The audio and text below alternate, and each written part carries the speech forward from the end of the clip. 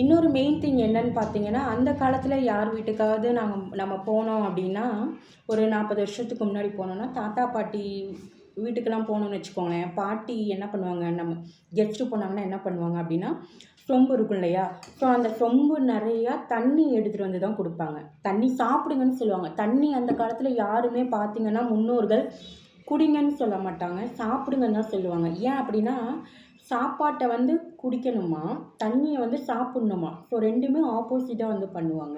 So என்னென்னா தண்ணி content நிறையா போகணும், சாப்பிட்ற ஃபுட்டு வந்து கம்மியாக சாப்பிட்ணும். ஸோ அதுதான் அதோட மீனிங். ஸோ அந்த காலத்தில் போனோம் அப்படின்னா சொம்பு நிறையா எடுத்துகிட்டு வந்து தண்ணி கொடுப்பாங்க. ஏன் அப்படின்னா, இந்த தண்ணிக்கு ஒரு பாசிட்டிவ் வைப்ரேஷன்ஸ் இருக்குங்க.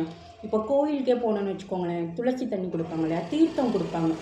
ஏன் கோயிலில் வந்துட்டு தீர்த்தம் கொடுக்குறாங்க அப்படின்னா, கோயிலுக்கு வரவங்க என்ன வேண்டுவாங்க, என் ஃபேமிலியோடு நான் ஹெல்த்தியாக இருக்கணும், நிறைய சம்பாதிக்கணும், ஸோ நல்லா இருக்கணும், என்னோடய குழந்தைங்க நல்லா இருக்கணும், என்னோடய ரிலேட்டிவ்ஸ் நல்லா இருக்கணும். ஸோ இந்த மாதிரி பாசிட்டிவாக தான் எல்லாருமே வந்து ப்ரே பண்ண வருவாங்க கோயிலுக்கு. ஸோ கோயிலை சுற்றி ஒரு பாசிட்டிவ் வைப்ரேஷன் இருந்துகிட்டே இருக்கும்.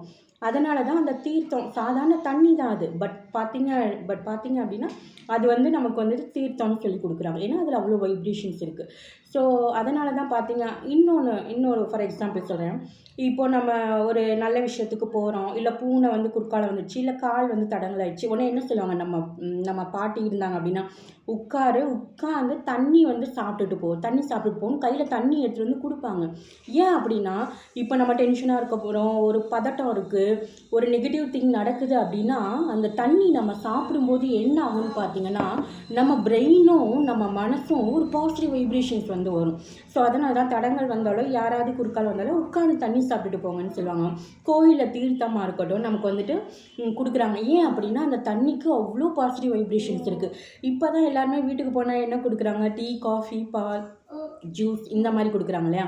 பட் நம்ம முன்னோர்கள் எல்லாமே தண்ணி தாங்க கொடுப்பாங்க. ஏன் அப்படின்னா, தண்ணி வீட்டுக்கு வரவங்க எந்த ஒரு மனநிலையில் வராங்கன்னு தெரியாது.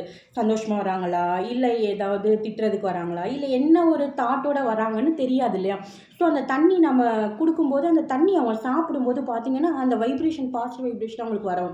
ஸோ அவங்க திட்டணும்னு வந்தால் கூட அந்த தண்ணி உள்ளே போகும்போது அது அவங்களுக்கு பாசிட்டிவாக வந்து மாறிடும். ஸோ அதனால தான் நம்ம முன்னோர்கள் தண்ணியை வந்து வழக்கமாக வந்துட்டு வர கெஸ்ட்டுக்கு வந்து கொடுத்தாங்க. இதுதாங்க அதுக்கு பின்னாடி உள்ள ஒரு சீக்ரெட்டு.